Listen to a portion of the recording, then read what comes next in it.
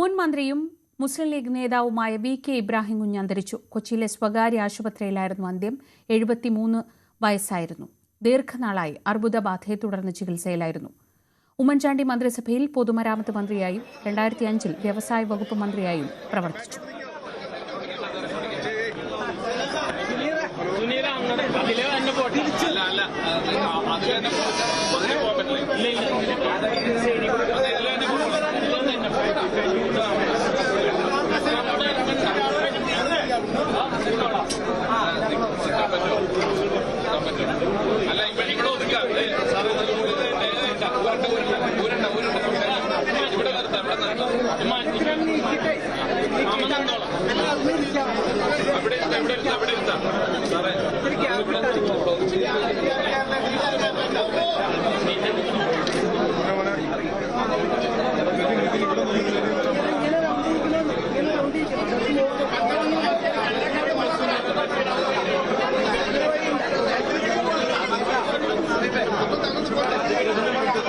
നവമി ദിനേശ് വിവരങ്ങളുമായി. നവമി, 2 തവണ മന്ത്രി, 4 തവണ MLA, മലപ്പുറത്തിനോ അല്ലെങ്കിൽ വടക്കൻ കേരളത്തിനപ്പുറത്ത് ലീഗിന്റെ പ്രധാനപ്പെട്ട നേതാക്കളിൽ ഒരാളെയാണ് ഇപ്പോൾ നഷ്ടമായിരിക്കുന്നത്. ഇപ്പോൾ അദ്ദേഹത്തിന്റെ മൃതദേഹം എവിടെയാണുള്ളത്? എന്തൊക്കെയാണ് വിവരങ്ങൾ?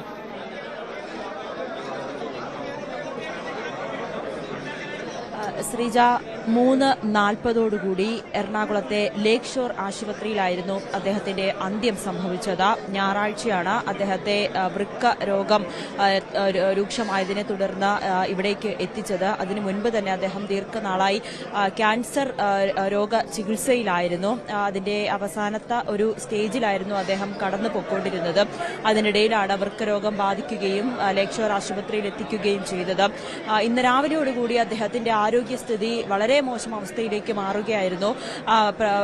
കോൺഗ്രസിലെ തന്നെ പ്രധാനപ്പെട്ട നേതാക്കൾ ഉൾപ്പെടെയുള്ളവർ, പ്രതിപക്ഷ നേതാവും പി.കെ. കുഞ്ഞാലിക്കുട്ടി ഉൾപ്പെടെയുള്ളവർ ഇവിടെ എത്തുകയും അദ്ദേഹത്തിനെ കണ്ട് മടങ്ങുകയും ഒക്കെ ചെയ്തിരുന്നു. ഒടുവിൽ 3:40 അദ്ദേഹത്തിന്റെ അന്ത്യം സ്ഥിരീകരിക്കുന്നത്. ഇപ്പോൾ ആശുപത്രിയിൽ തന്നെ, ആശുപത്രിയുടെ മുൻഭാഗത്ത് തന്നെ ഇപ്പോൾ ഒരു പൊതുദർശനം ഇപ്പോൾ നടക്കുകയാണ്. അദ്ദേഹത്തിന്റെ മൃതദേഹം ഇവിടേക്ക് എത്തിച്ചിട്ടുണ്ട്. അതിനുശേഷം ഉടനെ തന്നെ സൗത്ത് കളമശ്ശേരി ജാലകം കൺവെൻഷൻ സെന്ററിൽ പൊതുദർശനത്തിന് വെക്കുമെന്നാണ് അറിയിച്ചിരിക്കുന്നത്.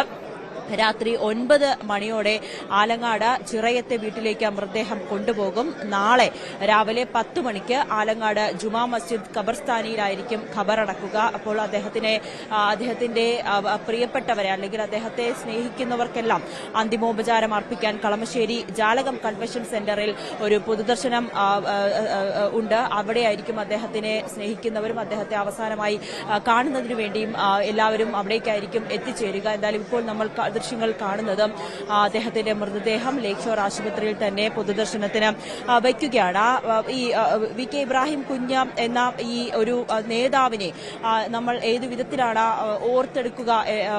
വളരെ ഒരു സമുന്നതനായിട്ടുള്ള ഒരു നേതാവ് തന്നെയായിരുന്നു, ജനകീയനായിട്ടുള്ള നേതാവ് തന്നെയായിരുന്നു. 4 തവണ MLA ആയും 2 തവണ മന്ത്രിയുമായും ഇബ്രാഹിം കുഞ്ഞ്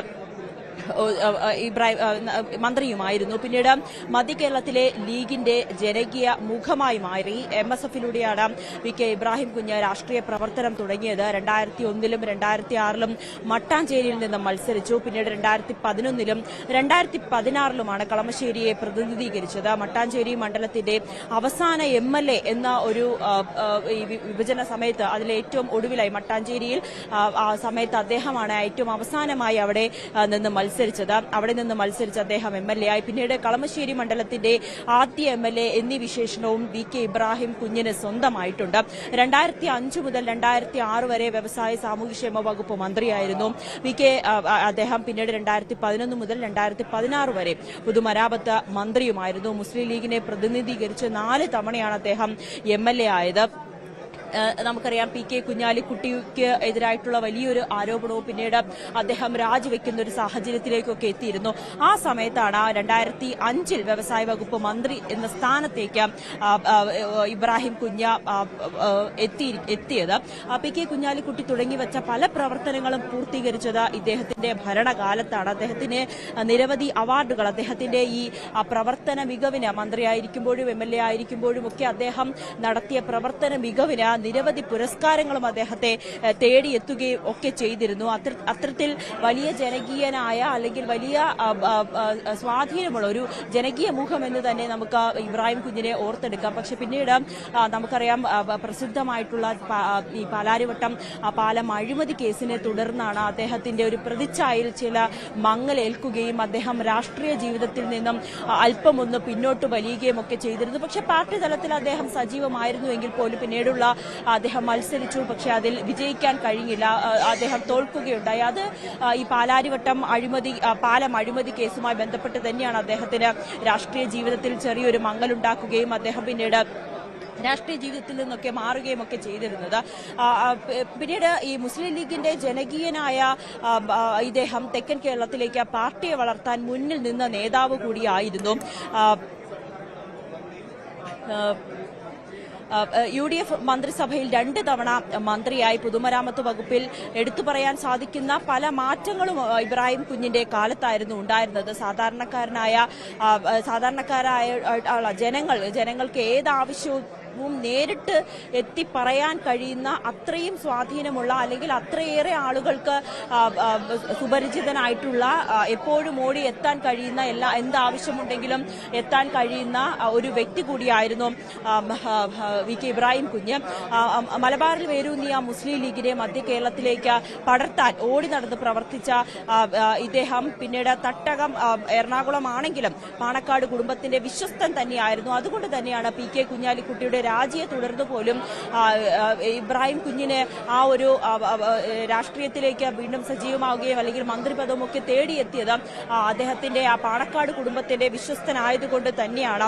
മലപ്പുറം ഉൾപ്പെടെ വടക്കൻ കേരളത്തിന് പുറത്ത് സമുദായ പാർട്ടി എന്ന ലേബലിൽ അറിയപ്പെട്ട മുസ്ലിം ലീഗിന് രാഷ്ട്രീയ സ്വാധീനമുണ്ടെങ്കിലും ചെറുപ്പക്കാർ ഉൾപ്പെടെയുള്ളവരെ ആകർഷിക്കാൻ കഴിയുമെന്നും ഇബ്രാഹിം കുഞ്ഞിന്റെ കഠിനാധ്വാനത്തിലൂടെ തെളിയിക്കുകയും ചെയ്തു. MSFന്റെ ഭാഗമായി വിദ്യാർത്ഥി രാഷ്ട്രീയത്തിലൂടെയായിരുന്നു അദ്ദേഹത്തിന്റെ തുടക്കം.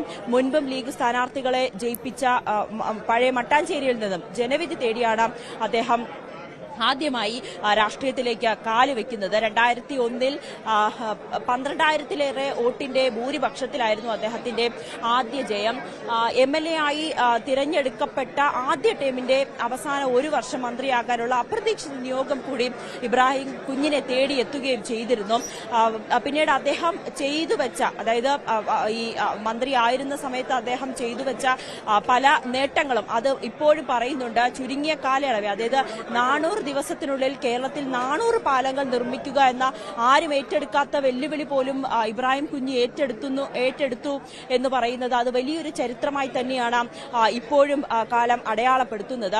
അദ്ദേഹത്തിന്റെ മൃതദേഹം ഉടനെ തന്നെ ഇവിടെ നിന്ന് മാറ്റുന്ന ഒരു ദൃശ്യങ്ങളിലേക്കാണ് നമ്മൾ കാണുന്നത്. അദ്ദേഹത്തിന്റെ മൃതദേഹം ഇവിടെ നിന്ന് പൊതുദർശനത്തിനായി കളമശ്ശേരിയിലേക്ക് കൊണ്ടുപോകും. അദ്ദേഹത്തിന്റെ ഒരു ചരിത്രം നമ്മൾ വീണ്ടും അതൊന്ന് ഓർത്തെടുക്കുകയാണെങ്കിൽ മന്ത്രിയായിട്ടുള്ള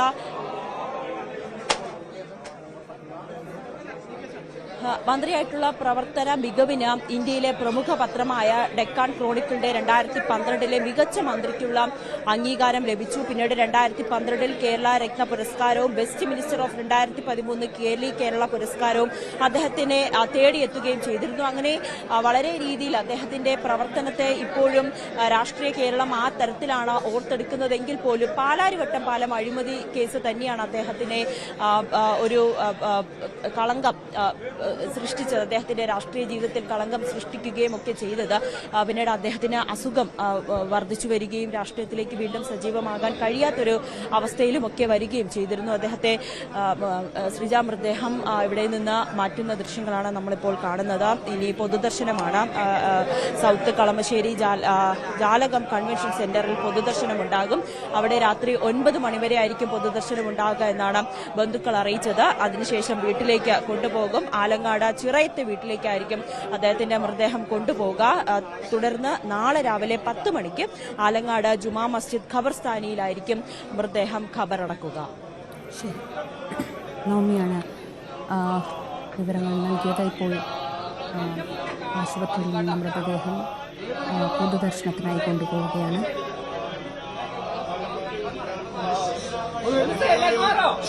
Gracias.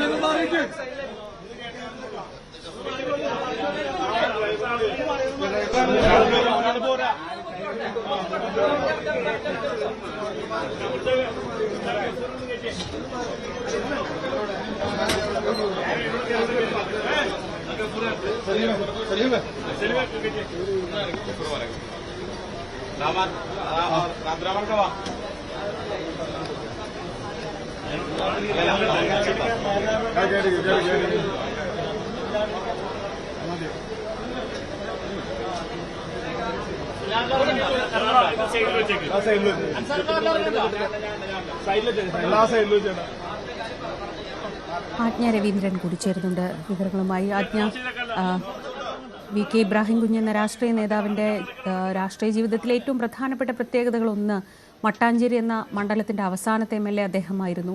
കളമശ്ശേരി എന്ന പുതുതായി രൂപീകരിക്കപ്പെട്ട മണ്ഡലത്തെ ആദ്യമായി പ്രതിനിധീകരിച്ച് കേരള നിയമസഭയിൽ കളമശ്ശേരിയുടെ ശബ്ദം ആദ്യമായി കേൾപ്പിച്ച MLAയും അദ്ദേഹമായിരുന്നു.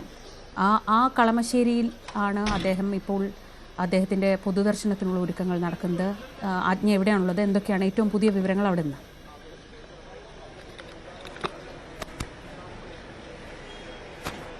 ശ്രീജ, ഇപ്പോൾ ആശുപത്രിയിൽ നിന്നും അദ്ദേഹത്തിന്റെ മൃതദേഹം കളമശ്ശേരിയിലേക്ക് പൊതുദർശനത്തിനായി കൊണ്ടുപോകാൻ മൂവ് ചെയ്ത് കഴിഞ്ഞു.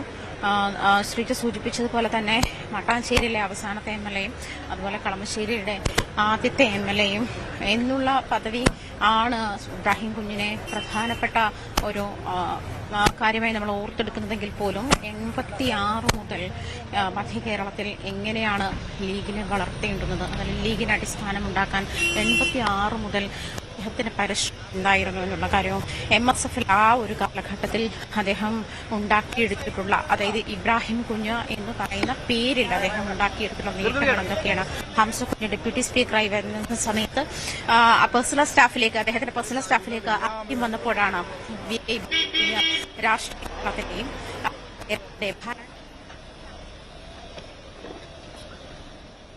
ആജ്ഞ രവീന്ദ്രനാണ് വിവരങ്ങൾ നൽകിയത്.